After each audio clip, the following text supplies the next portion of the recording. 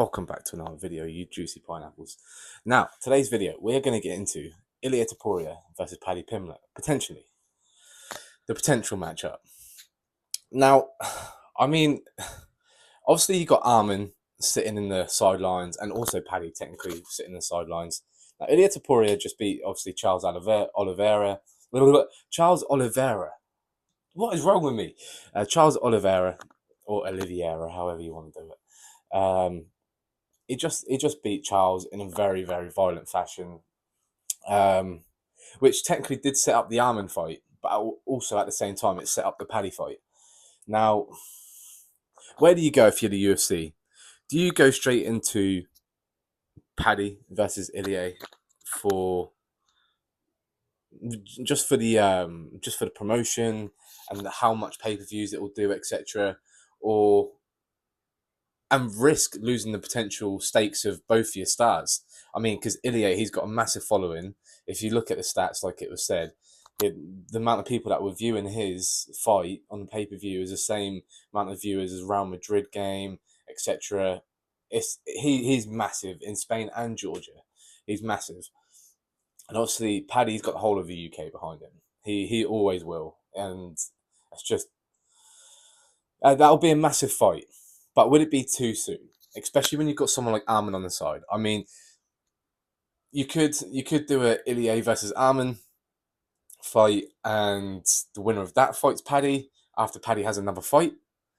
But you do risk, obviously, Ilia losing to Armin.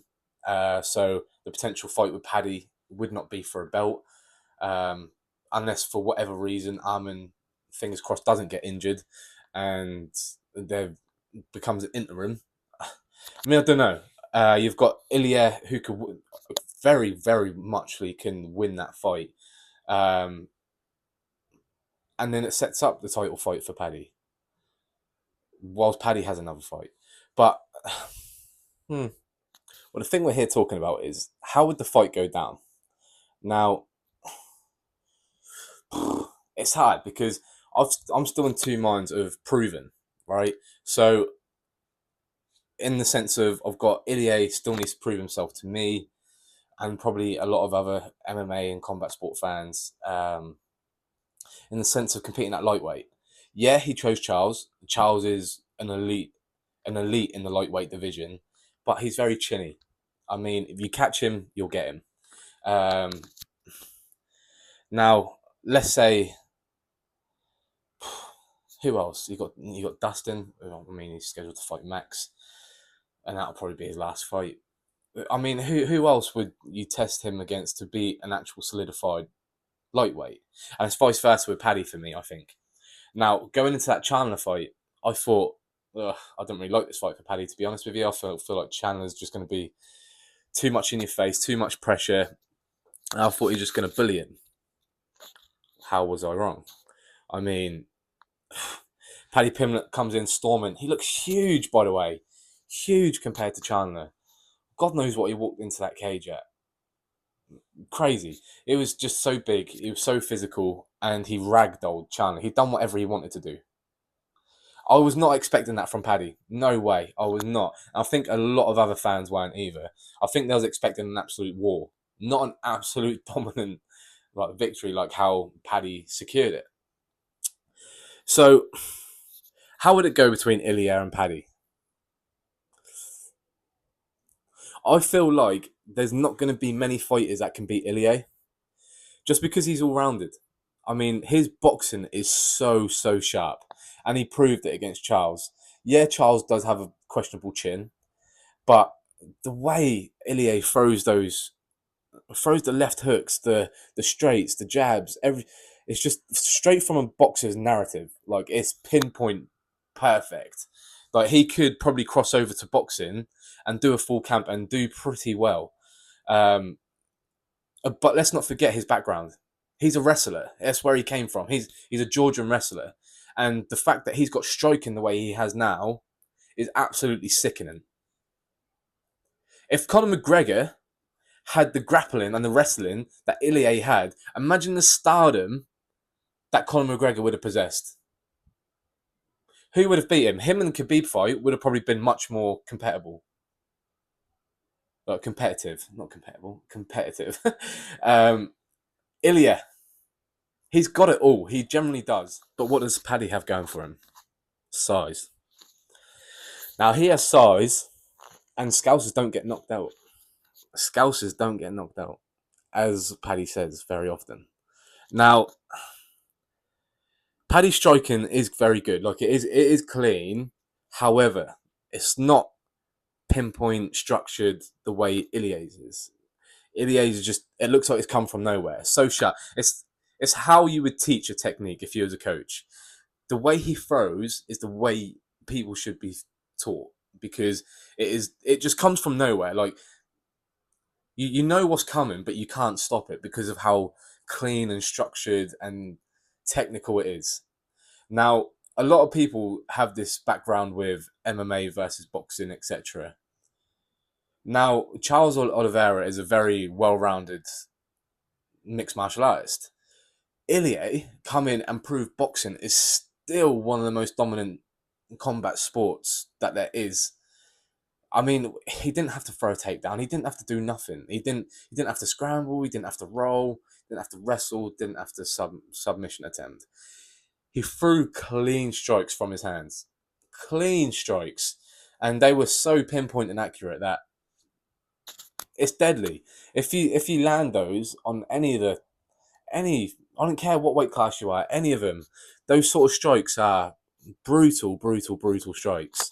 And it sounds like I'm glazing a little bit, but you just don't understand to see somebody in the division or even in the UFC to show that clinical of striking is immense, especially boxing.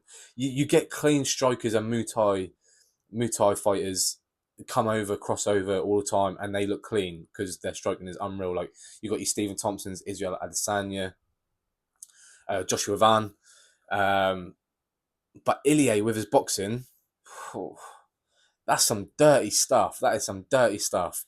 That's like what James Toney could have done if he had a wrestling background, and Randy Couture didn't absolutely ragdoll him.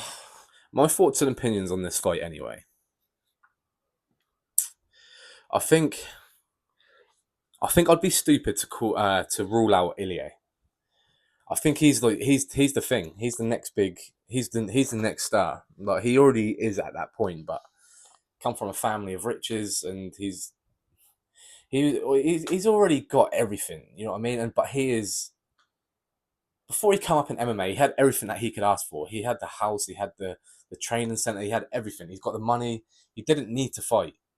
But the fact that he wanted to and he's very hungry to do it is something that Conor McGregor could never do. He got his stuff and it made him go from here to down here to down here to right to the bottom of the pile. And even non-ranked fighters, I believe, in the lightweight division and welterweight would finish Conor McGregor now. I mean, it is what it is. But Ilia, he's got that hunger. He's got that hunger that not many people possess once they've reached the peak. And that's a dangerous man. That is a dangerous, dangerous man.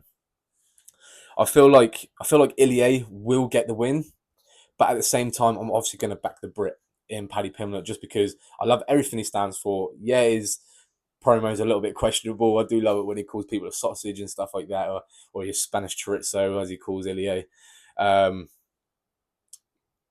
at the same time, he proved me wrong against that Chandler fight, and I'll be very interesting. It will be very interesting to see Paddy's next fight and see how he performs. Because if he's even a shade of what he done to Chandler, he's up there as well. I don't see many people beating him at lightweight unless Islam comes back down. Islam, I don't think anybody gets through him. But we're not talking about Islam. We're talking about Paddy and Ilia. My opinion is I think Ilia could win, and I think he would win. But I'm not going to count out Paddy, and I feel like he could do enough to El Sparko. El Sparko, Ilia, and finito, done. That's a tough one. It's a tough one because you don't want to. It's like a Tom Aspinall, isn't it? Like, I mean, you love him, but you don't want him to take the really bad fights. You don't want to see him lose, but at the same time, they've got to put themselves in that situation to become credible. And I mean, Paddy's not shy to do that. Everyone thought the Chandler fight was too soon. I thought it was too soon. He came out and proved everybody wrong. But as we do so often, if you could let me know in the comments what you think, what your opinions are, how you think the lightweight division is now going to go. If it's going to be Arman or if it's going to be Paddy. What do you think the UFC should do? What do you think Ilia should do? Because, I mean, he's got a say in it as well. What do you think goes on? Let me know what you think the outcome of Ilia and Arman or Ilia and Paddy. I'll do a breakdown of Ilia and Arman if it gets booked, but as of right now, I'm not going to do it. Let me know what you think. Let me know what you think. Let me know your thoughts. But for now, thank you for coming across another video. And please do not forget to like and subscribe to the channel. And I'll catch you at the next one. Whoosh.